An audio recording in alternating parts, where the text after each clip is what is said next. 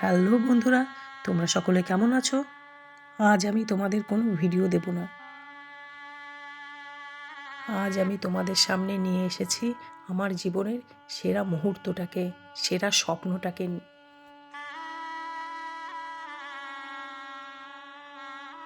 এই দিনটার জন্যে কবে থেকেই না অপেক্ষা করেছি, কতই না ব্যস্ততা গেছে। 1 বছর ধরে কত প্ল্যানিং, কত শপিং, সব এই দিনটার জন্যে। শুধু মা কালীকে ডেকেছি আর মনে মনে বলে গেছি, মা, তোমার আমার দুজনের পুতুল সোনার বিয়ে, ও শ্বশুর বাড়ি যাবে, দেখো ওর বিয়েতে যেন কোনো কমি না হয়। আর মা কালী তার সন্তানের বিয়েতে কোনো কমি আনতেও দেয়নি। সব কিছু মা কালীর দয়াতে সব ঠিকঠাক হয়েছিল, কোনো দিক দিয়েই কোনো অসুবিধা হয়নি। কত ব্যস্ততাই না ছিল এই দিনটাতে। এতগুলো লোকজনের অ্যারেঞ্জমেন্ট, সব কিছু ঠিকমতো হবে কিনা, সব দিক ঠিকঠাক হচ্ছে কিনা, লোকজন, আত্মীয় স্বজন, কাছের মানুষদের কোনো অসুবিধা হচ্ছে কিনা, সব দিকটা সামলাতে গিয়ে এক পর্যায়ে তো মনে হচ্ছিল একটু হিমশিমই খাচ্ছিলাম। তারপর দেখলাম না, সব ঠিক আছে, সব খুব সুন্দর হয়ে গেছে। ওই যে বারবার বলি, মাথার উপরে মা কালী আছে। এই দিনটার জন্যে আমি আর বর দুজনেই সাধ্যমতো চেষ্টা করেছিলাম মেয়েটার জন্য স্পেশাল সব কিছু করার। জানি না দুজনে মিলে কতটুকু করতে পেরেছি, কিন্তু সবাই খুশি হয়েছে, ব্যাস তাতেই সন্তুষ্ট আমরা। এইটুকুই তো চেয়েছিলাম। এই দিন আমার মেয়েকে সাজিয়েছিল শুভেন্দু দাস, আমাদের এখানকার সবথেকে বড় মেকআপ আর্টিস্ট। এই শুভেন্দুদা বরের বন্ধুও বটে, আর তাছাড়া শুভেন্দুদা আমার বিয়েতেও আমাকে সাজিয়েছিল। সেই ইমোশনটাও আমার মধ্যে কাজ করছিল যে শুভেন্দুদা আমাকেও সাজিয়েছে এবং আমার মেয়েকেও সাজাবে। আর আমার এক কথা ছিল, মেয়েকে সাজাবে তো শুভেন্দুদাই সাজাবে, আর কেউ নয়। সেই মতো যেদিন আমার মেয়ের বিয়ে ঠিক হয় 1 বছর আগে, সেই দিন সন্ধেবেলায় আমি, আমার বড় ননদ আর বর 3 জনে চলে গেলাম শুভেন্দুদাকে বুক করতে। কারণ শুভেন্দুদা আমাদের এখানকার সবথেকে ব্যস্ততম মেকআপ আর্টিস্ট, আর শুভেন্দুদা একদিনে 10টার বেশি বুকিং নেয় না। যদিও শুভেন্দুদাকে বর বলে রেখেছিল, তবুও আমি দেরি করিনি। যেদিনই বিয়ে ঠিক হয়েছিল সেই দিনই সন্ধেবেলা মেকআপ আর্টিস্ট আর লজটা বুক করে নিয়েছিলাম। কারণ আজকাল লজ বুক করতে গেলে 1 বছর আগেই করতে হয়, নইলে মুশকিল হয়ে যায়। আর এইখানটা সেই মুহূর্ত যখন আমাদের বাড়ি থেকে সবাই গেছিল বর আনতে।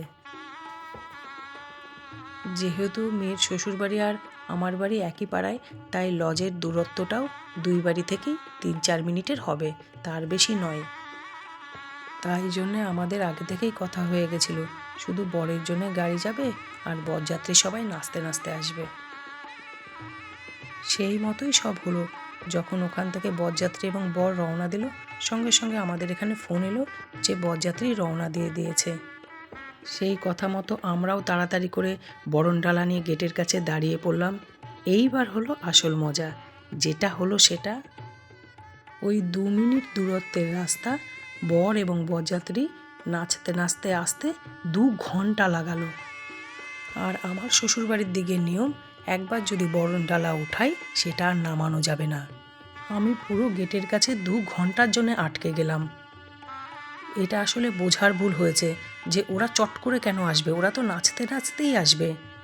এত লাইট, এত আলো, এত বাজনা, এত বাজি, সব কিছুই তো এই আনন্দ করার জন্যই দুপক্ষ আয়োজন করা হয়েছিল। ওরা তো আসতে ওইটুকু টাইম লাগাবেই। আর তারপরে কি হলো, যেহেতু লোকাল, সবাই সবাইকে চেনে, মেয়ে পক্ষর সবাইও নাচতে চলে গেল বরযাত্রীদের সঙ্গে। এই কারণে দেরিটা আরও হলো। আর তারপর যখন বর ফাইনালি গেটের কাছে এলো, তখন 3 তলা থেকে আমার মেয়ে নাচতে শুরু করলো জানলা দিয়ে। আর এর ফলে তো নাচের উৎসাহ আরও বেড়ে যাবে, সেটাই স্বাভাবিক না? যাকগে, দেরি হলো আর যাই হলো, ফাইনালি সেই মুহূর্তটা এলো, যেই মুহূর্তটার জন্যে আমি কবে থেকে অপেক্ষা করছিলাম। কত স্বপ্ন ছিল, কিভাবে সাজবো, কিভাবে জামাই বরণ করব, লোকজন আসবে, কি কি মেনু হবে, সব কিছু, সবটা সুন্দরভাবে করতে পেরেছি, সবটা। সবাই যখন জামাই বরণ করতো আমি তখন দেখতাম আর মনে মনে ভাবতাম, মা কালী সব ঠিক রাখলে আমিও একদিন এরকম জামাই বরণ করব। আর আমি যেমনটি চেয়েছিলাম আমি আমার জামাইকে তেমনটিই পেয়েছি। অসম্ভব সৎ, নিজের বাবা মাকে প্রচণ্ড যত্ন করে, প্রচণ্ড সম্মান করে, আর নিজের দমে খেটে আজকে একজন প্রতিষ্ঠিত মানুষ। আমি ঠিক এমন একটাই জামাই চেয়েছিলাম, এরকম একটা জামাইয়ের সাথেই আমি মেয়ে বিয়ে দিতে চেয়েছিলাম। আর একটা কথা জানো তো, যে মা বাবাকে সেবা করে সে অন্যের মেয়েকেও কখনো কষ্ট দিতে পারে না। আমি আর আমার বর দুজনেই নিশ্চিন্ত ওর হাতে আমার মেয়েকে দিয়ে, ওর সাথে আমার মেয়েকে বিয়ে দিয়ে। আর এইখানটা জামাই আশীর্বাদ করার মুহূর্ত। আমি একটু গুছানি মানুষ, আগে থেকেই সব গুছিয়ে রাখতে ভালোবাসি। তাই কবে থেকে জামাইকে কী দেবো, কী দিয়ে আশীর্বাদ করব, ওর বাবাকে দিয়ে আশীর্বাদ করবে, সব গুছিয়ে রেখেছিলাম। আহামরি কিছু দিতে পারিনি, তবুও ভালোবেসে যেটুকু পেরেছি সেটুকুই দিয়েছি। আর ওই যে আগেই বললাম, আমার জামাই ভীষণ সৎ, আর যা কিছু হয়েছে সব নিজে খেটে হয়েছে। তাই ওকে আমরা যা দিয়েছি তাতেই ও খুশি। খুশি কি বলবো, ও তো কিছু নিতেই চায়নি।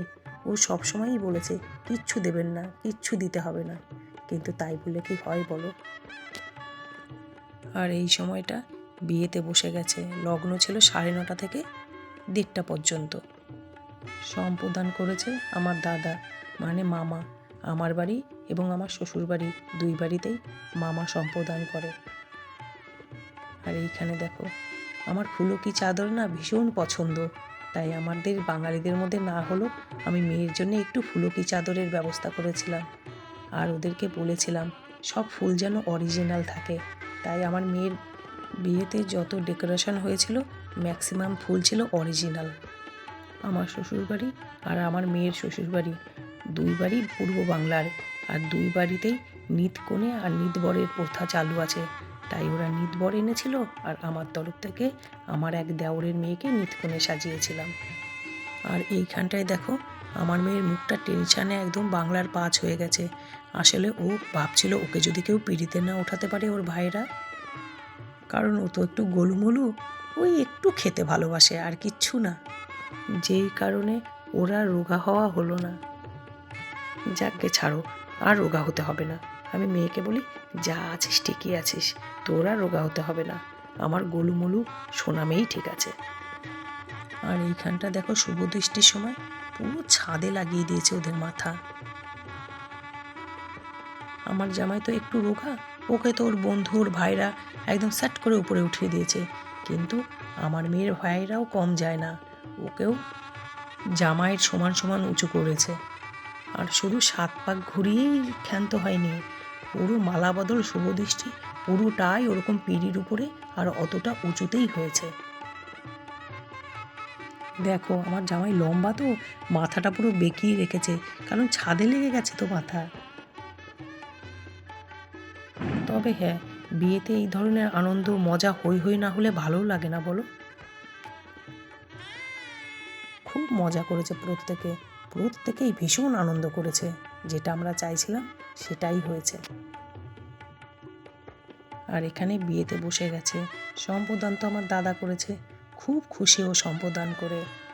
ওর আদরের একটাই মাত্র ভাগ্নি, খুব ইচ্ছে ছিল ও নিজে হাতে সম্প্রদান করবে।